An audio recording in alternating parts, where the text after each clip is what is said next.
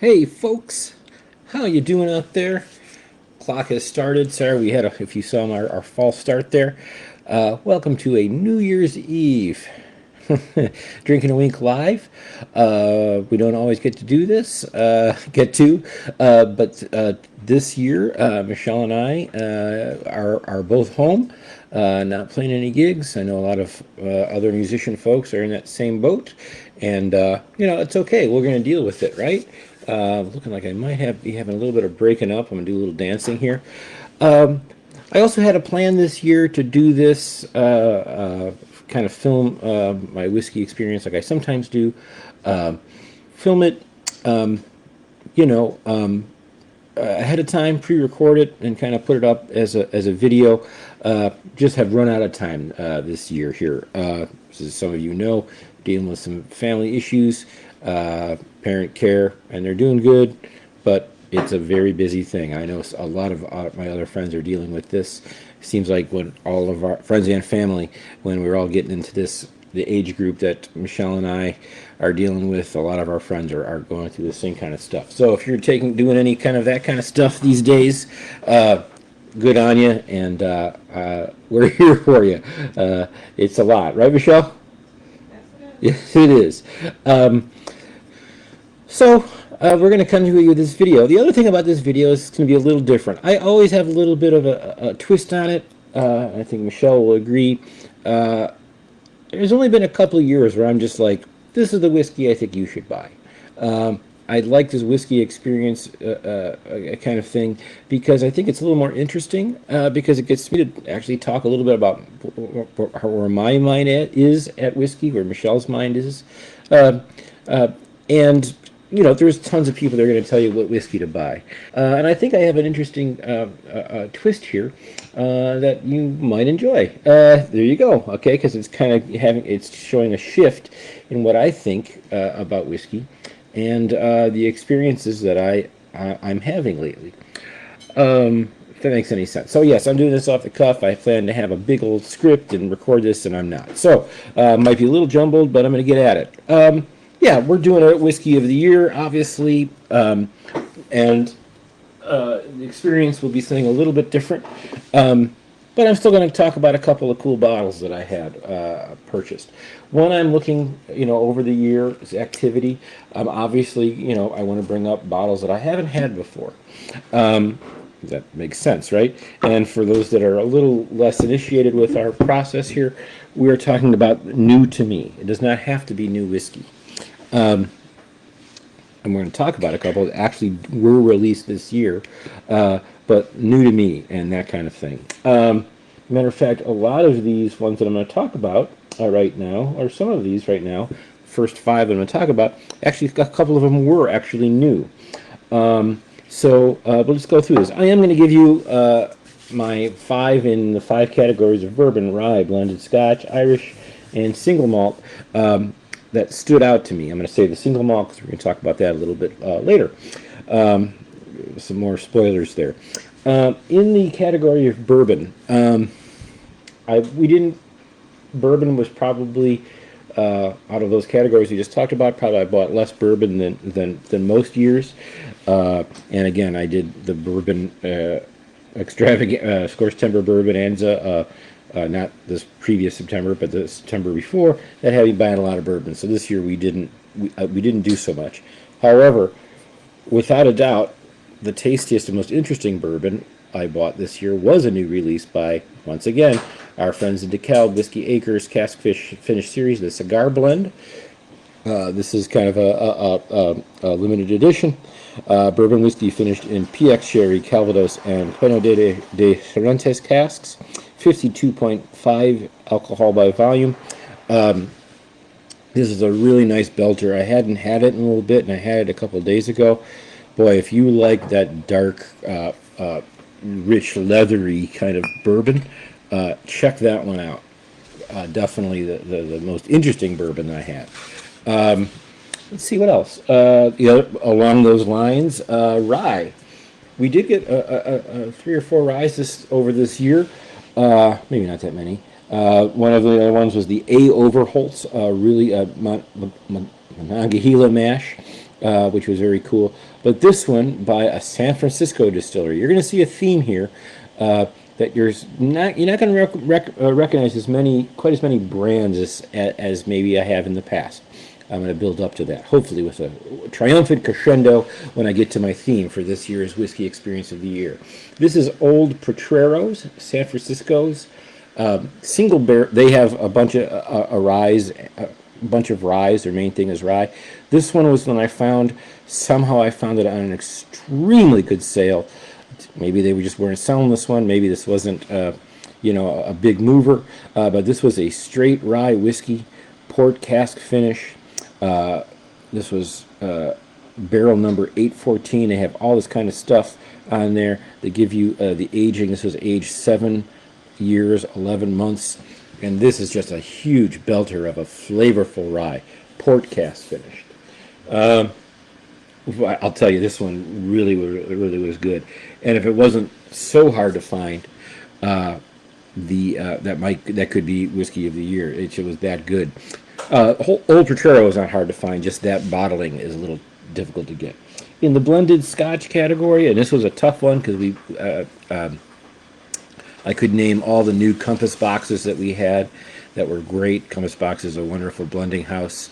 We got Nectarosity recently, around Thanksgiving time, really good. We got Peat Monster as a gift. But early in the year, I finally got myself some Campbelltown Lock, which is the blended Scotch from the Springbank Distillery. Blended malt Scotch, so this is just a combination of distillate from Springbank. I don't know if there's Kilkerran in here, but all Campbelltown area scotches. Yeah, this blended malt Scotch has been created solely from the Campbelltown's 5 distinctive single malts. So that's going to be Kilkerran. What's the other one? Why am I blanking? Oh, Michelle, I'm blanking. Okay, maybe a pecan or hot pecan. A hot pecan. That was the name of my band in high school. I only use that line because anytime anybody uses that joke, I like to say to them, maybe you should have picked a better name, and maybe you'd still be a musician. I hate that joke. Did that make any sense at all? Okay. If you got some ass clown who's trying to be fun, you're like, I was naming my band in high school. Just say, hey, maybe you should have picked a better name. Maybe you'd still be at it, like us. Professionals. Bottoms up, folks. Happy New Year.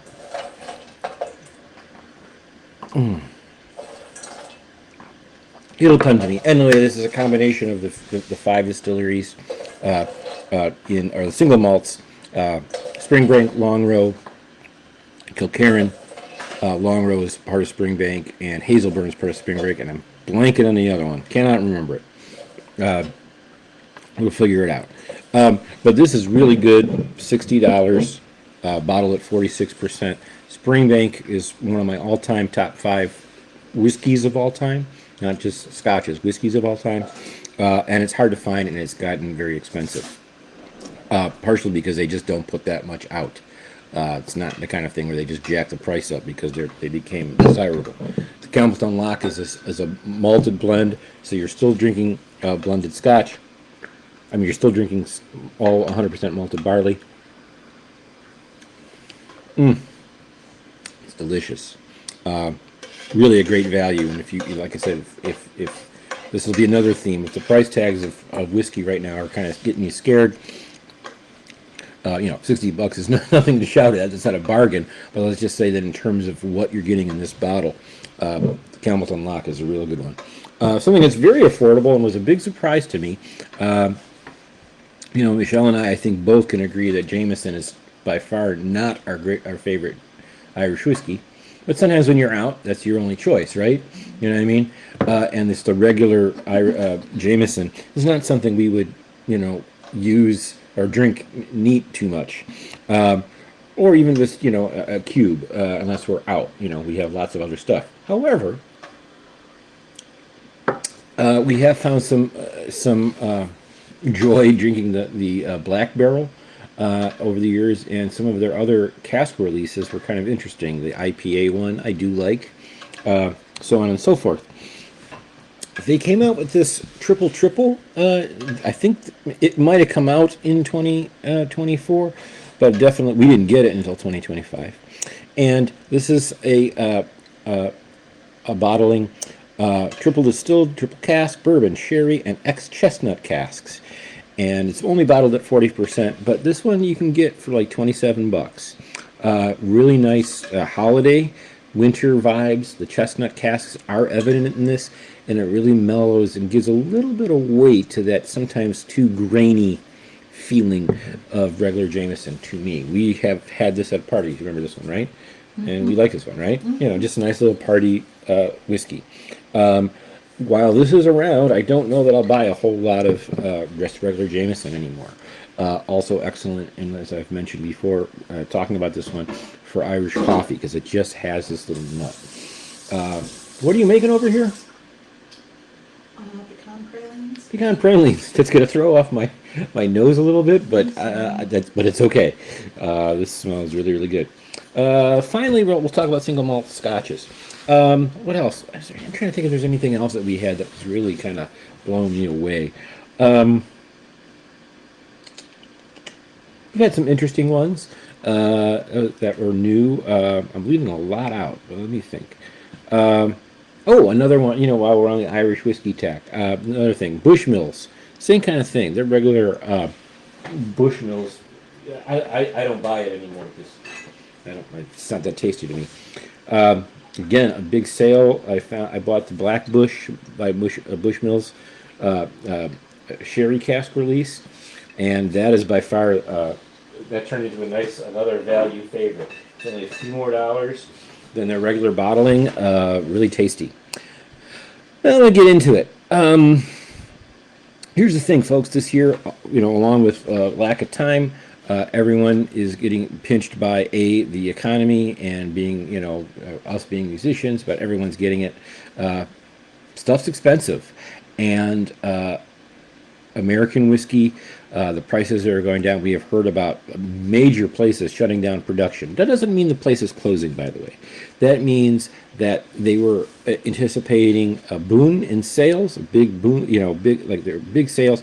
There was a big, you know, American whiskey thing was just kind of up and up and up after COVID, especially, and when this horrible president previous dared to kind of think, oh, maybe the trade between countries would be good because we do also export things. But anyway, that changed, and we're seeing a lot of companies having a lot of problems in America. So the price is going to go to you. You know, I mean, Jim Beam right now, I think, has shut down production, and Brown-Forman, who makes Woodford Reserve, and many others, they're having problems too. You know, Jim, in case of Jim Beam, I'm sorry about that because I like their products. Brown-Forman, I've kind of lost interest in that, mostly because of leadership. I won't make this one political, but I will just say there's problems there. Because of the tariffs and counter tariffs, Scotch whiskey is more expensive here. And here's what the interesting thing is. With that, I started having to search out because I was kind of getting tired of looking at my old favorites, big name favorites that you've heard of, the Macallans, the Balvanys, the Obens, the go on and on and on, even the Lafoys and Ardbeigs, all these ones we've heard of. I had to find alternatives. I'm just not finding the value for that product right now with this big increase. Second thing is that some of those have fallen off. An old Macallan 12 was a tasty bottling. Now I don't know what they've done. They split that out into two different types of bottlings. They're both expensive, and it just doesn't taste as good. Lagavulin 16, from what I understand, is suffering. We haven't bought a new bottle in a while. It just isn't as interesting, and they're cutting corners in some way. So I was on a task to try to find some stuff that I can afford that also was showing, you know, kind of, well, let's just say smaller company trying to keep it, do it the right way. Okay, I've already mentioned Capleton Lock. I've mentioned Compass Box in the Scotch area. I continue to buy Whiskey Acres products because I think they're pricing their stuff the right way. and their limited edition bottles are a little pricey, but the core range still remains very affordable in relation to, you know, for my opinion, their quality of product. Anyway, I'll get to my point. The second stumbling block I had to come or kind of get past is some bias towards, in the Scotch whiskey area, age statements. Okay, one of the things about kind of old head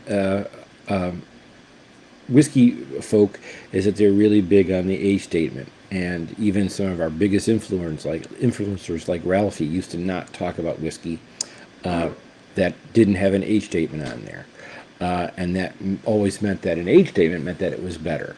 An age statement does not necessarily mean something's better. Okay, an age statement means that the company has enough time to let this thing mellow, and it may be great, but sometimes it's not the best.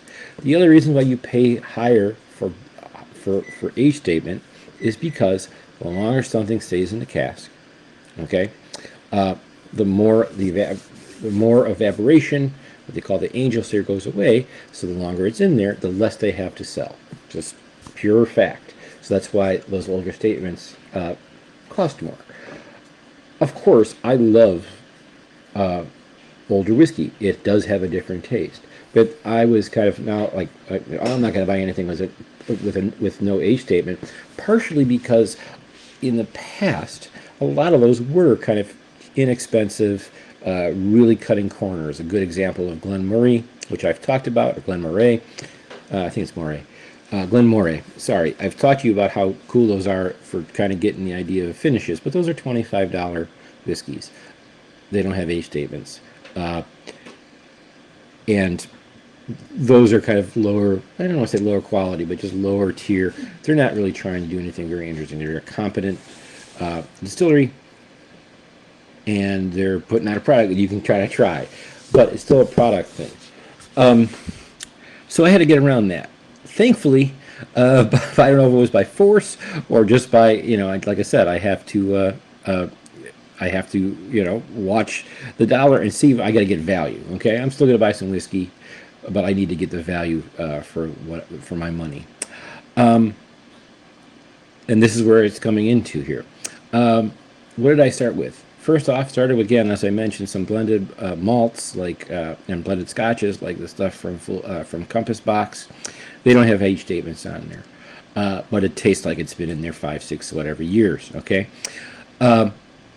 Finally, where I found my niche this year is with younger distilleries. Okay. Part of the thing about the younger distilleries, you just like I was sounding salient, or were you just trying to cover a cough, Michelle? Okay. Because you were like I said something really like top notch. Sorry. Okay, younger distilleries. This is going to make sense. If this is a young distillery, I mean, there are distilleries that have been around for 200 years, right? If you've got a young distillery, they obviously, if they're starting to make something in the 20 teens, we're not going to have a 12-year-old, okay? If you see that from a distillery, that means that they're sourcing their whiskey, okay? And we do see that sometimes, all right? I chose some companies here that that are relatively new and putting out some of the best Scotch whiskey that I've ever had. And in all cases, they're not filtering it; they're bottling it at a good ABV. They're giving you this wonderful product. And I'm not an old Scotch person. I'm 54, and I didn't start drinking Scotch until into my, when did I start drinking it? Was I already 40? I don't know, but I don't know how long ago we started this journey, but I don't know about old Scotch whiskey before it started turning into this filtered kind of big conglomerate product. But what I'm drinking now from these companies I'm going to bring up next are definitely tasting like what I imagined that old stuff tasted like. Okay? First thing that I did, now I had one other, the first clue to this was actually a whiskey that we've talked about before. I made it my value whiskey a couple years ago, and that is McLean's Nose. McLean's Nose is a product of blended Scotch. Okay, it has grain in there. We talked about it before. That runs in the States mid-30s, 35 to 40. That it comes from the Ardnamurchan distillery and it is which is owned by the Adelphi company, or Adelphi. I think it's Adelphi. Maybe it's Adelphi. It doesn't matter. You don't care.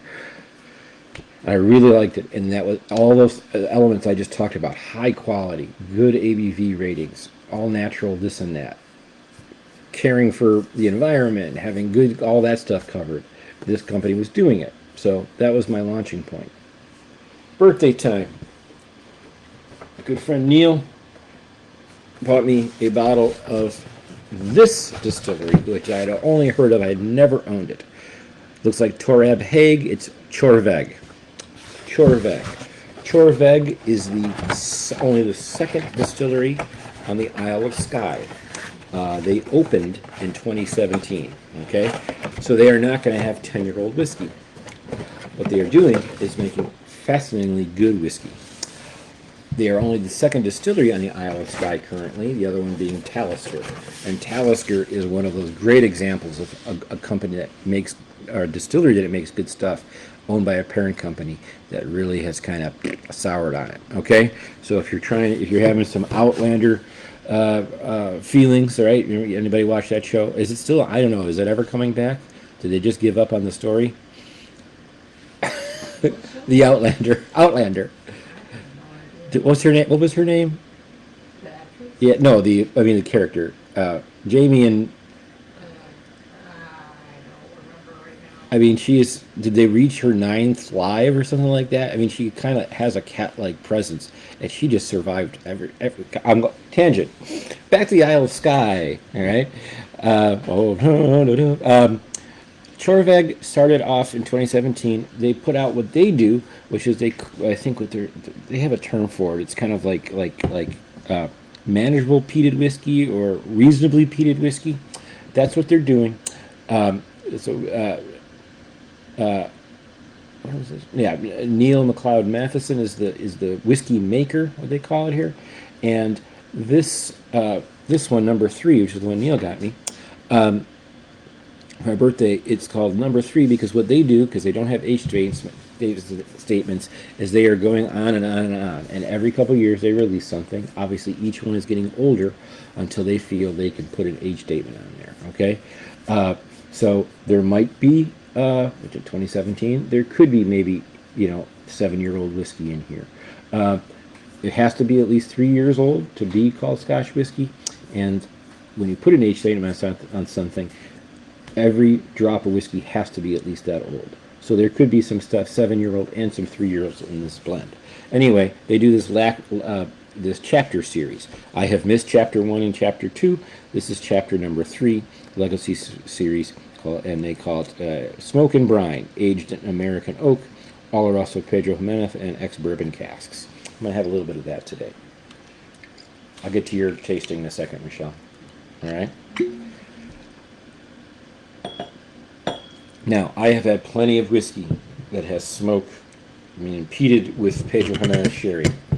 This one is outstanding. Is a little reckless and wild because it's young? Yes. Is it taste watered down and filtered and has some weird notes like they were trying to make sure that every bottle tasted exactly the same? Absolutely not. And that's why I love this stuff. This is outstanding. This is, I think, around a $50 bottle of whiskey. Bottled at, as I said, 46%. No chill filtering. No coloring added. The sherry cask is giving that richness of color. Delicious.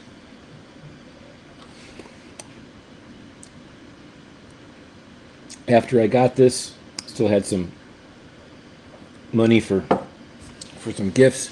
I'm driving in the car. I'm driving in my car. And I had to get some... What was I just singing? Oh, come on. Driving... Come on, Jeannie Tanner. Help me out here. What did I just... Fire. I'm driving in my car. And... Whiskey Cast, Mark from Whiskey Cast told us that a new release from Torahbaig came out called The Sound of Slate. It looks like it says The Sound of Sleet. or it says the sound of sleep, but it's the sound of slate. This one is chapter 4. This one is called Smoke with Taste. And this is very, very only owned, aged solely in Quercus alba American oak. Quercus alba American oak. So this has no sherry cask influence. Completely different, completely delicious. I think this was ranked number 4 or number 5 in Whiskey Advocates magazine, Whiskeys of the Year. I am so happy I got this. This was also on sale, but I was literally listening to the podcast driving home from helping out with Dad. I'm like, I didn't like pull an Action Jackson. I'm not like, it's not Starsky and Hutch over here, but I was literally like, ooh, okay, let's go get it. And I got it. Absolutely phenomenal whiskey. Torahbaig. Okay, check them out. I think both of those regularly are going to be under 60, if not closer to 50. Unbelievable. Whiskey of the Year. I had mentioned, or Whiskey Experience of the Year. I had mentioned McLean's Nose. And I've been hearing all kinds of talk about another wonderful distillery that's just a little older, opened in 2014 by Adelphi. I've already said it. And this is kind of on the Western Peninsula, Highland whiskey. This is the Ardnamurchan distillery. The Ardnamurchan distillery, the first thing we bought was their no age statement, just kind of bottom of the core range, AD. Michelle's tasting that right now. Where'd she go? Of course, yeah. Okay. We bought that, really enjoyed it. Adelphi has got, everything is right here. They're using hydropower stuff, solar, recycled products. The recycled co-products go back into the animal feed. The water source is from the Glenmore River. I am reading this, but okay. They do different things. Some of it, everything has a little vibe of peat. So that's another thing I like about this place.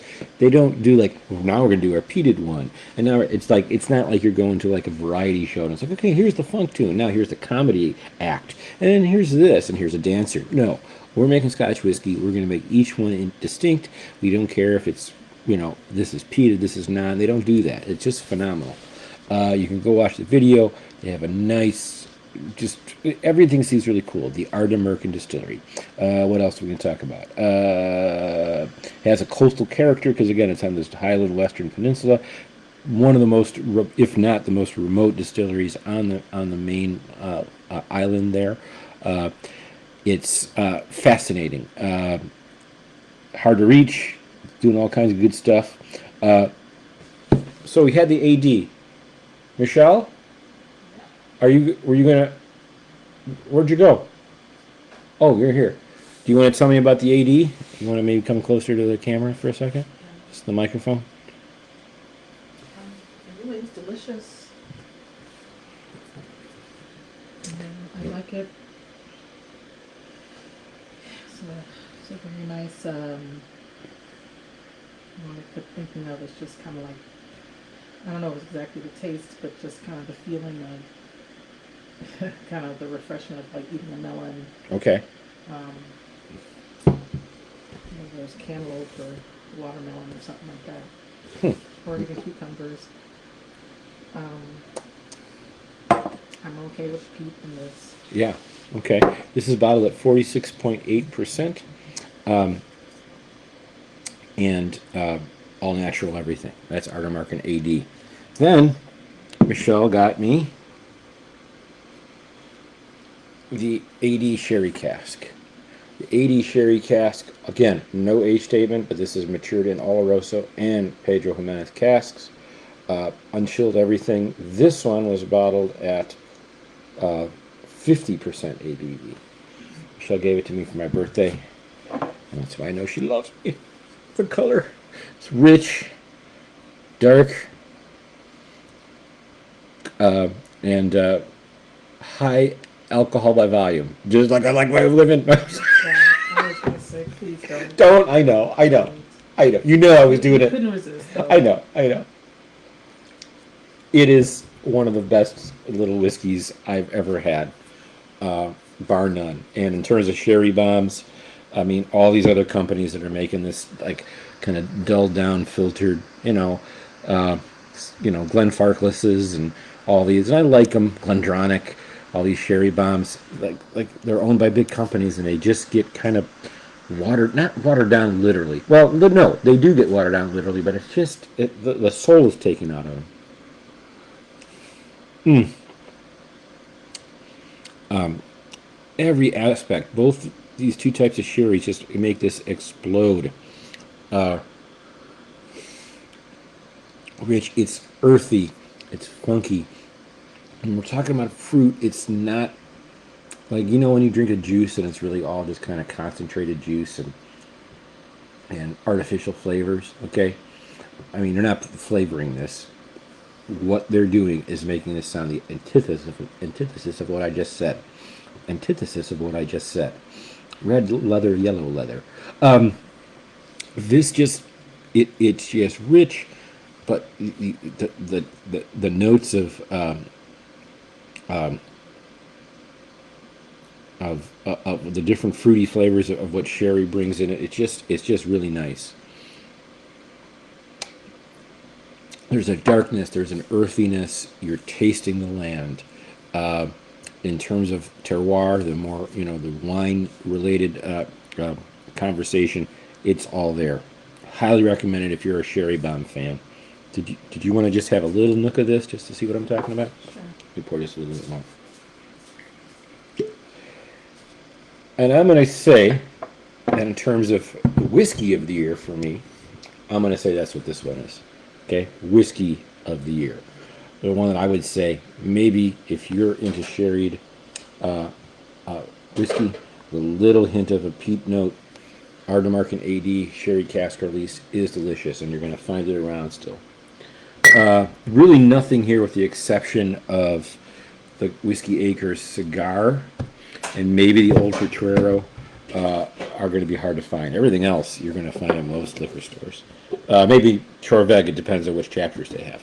Finally, my whiskey of the experience of the year is then going one step further and getting the Ardnamurchan AD cask strength release. This one,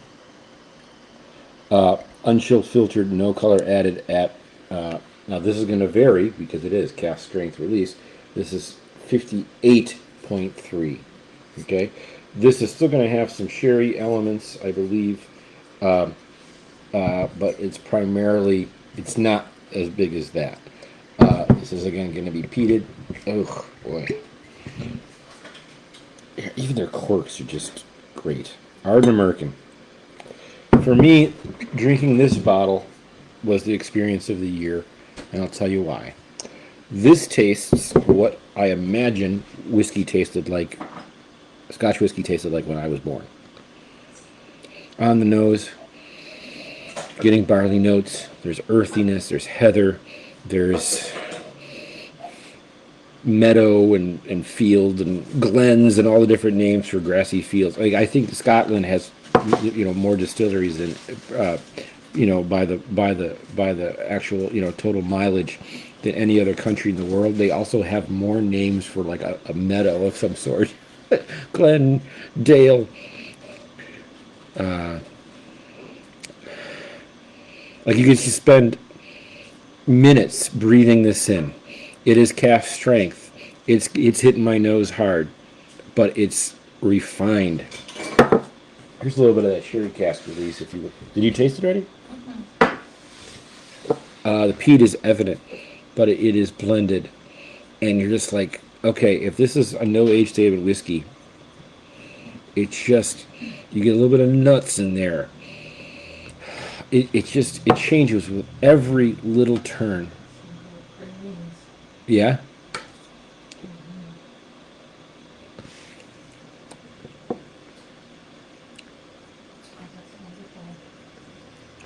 Now this hits the tongue. Again, this is the regular, they're bottling in cask strength. So this would probably be like AD in terms of the blend, but now it's cask strength. There's earthiness. There's the Highland saltiness. It's just outstanding. But the more of it is that when I drink now a Glenmorangie or Balvenie or And even on the peated side, sometimes now, Ardbeg, nah, maybe not Ardbeg. I'll leave Ardbeg out. Lefroy, I don't know. There's an earthiness. There's a. It just feels more natural. I don't know. I might be totally wrong, but I go on and I listen, and everything they do seems to be going along on that, and I love it. So, to wrap this kind of somewhat convoluted theme up, my whiskey experience of the year is, if I'm going to put one brand to it, it's going to be the Ardnamurchan Distillery from Scotland, single malt Scotch whiskey at its best. They also have a blend called McLean's Nose, really, really good. Do you want to have one more stew to this one just to see what it's like? Have you had this one yet? The cast strength, the AD cast strength, or Ardnamurchan cast strength. It's like that. It's like water. Is that Scotland? That's not Scotland. It's New York. What movie is this now? Oh no, that's not New York. Where is it? Oh no, I'm sorry. Okay. This is so good. That's a really baloney way to review something, but that's it. My whiskey experience brand of the year, my distiller of the year is the Ardnamurchan Distillery from Adelphi, mainland of Highland single malt Scotch and blended Scotch producer. But the real experience was opening my mind up and getting away from the name brands that we all know and maybe love. And I kind of have to say that really even in American whiskey, I kind of did that a little bit. Didn't buy a lot of the big names that we think of. I don't think I bought a single Buffalo Trace product this whole year. Yeah, I didn't. And again, part of it is I didn't buy any bourbon this year, or very little bourbon this year, because of last year I bought more just to kind of complete that bourbon thing. So that was my task today, or this year, was to find some smaller brands.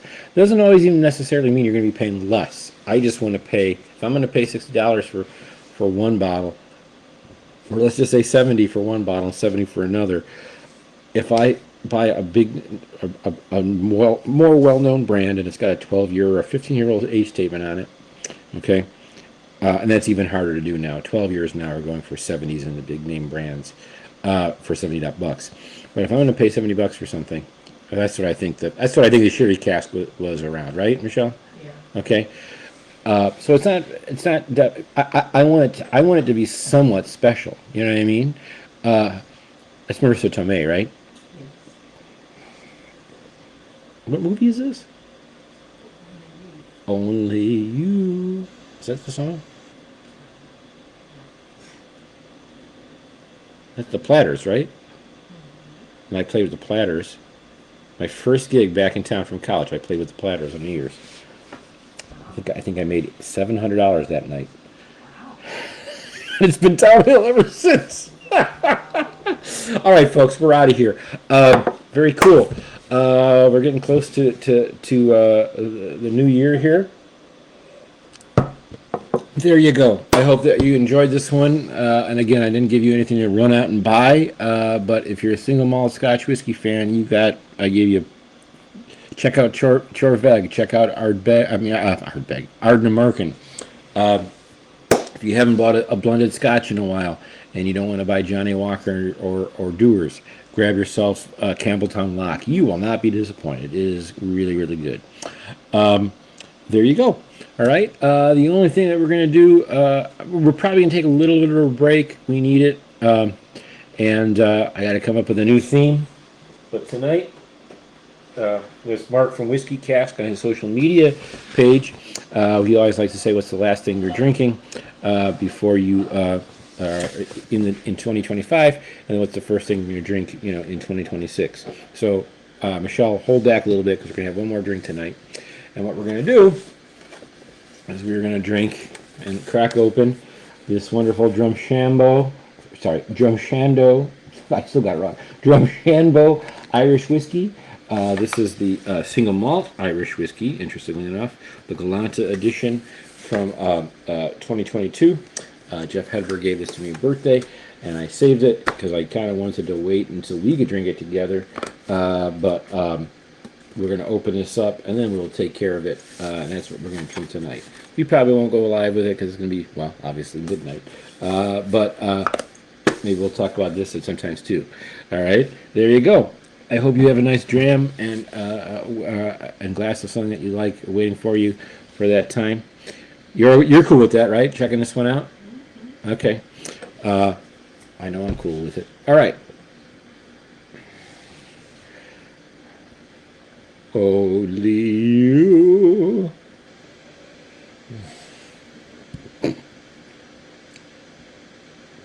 That was the one where like this platter, son of a platter, told me at the rehearsal he didn't like hi-hat. Categorically didn't want me to play hi-hat. So I didn't play hi-hat. And then when we got to the gig at the rehearsal, I played every hi-hat note I could.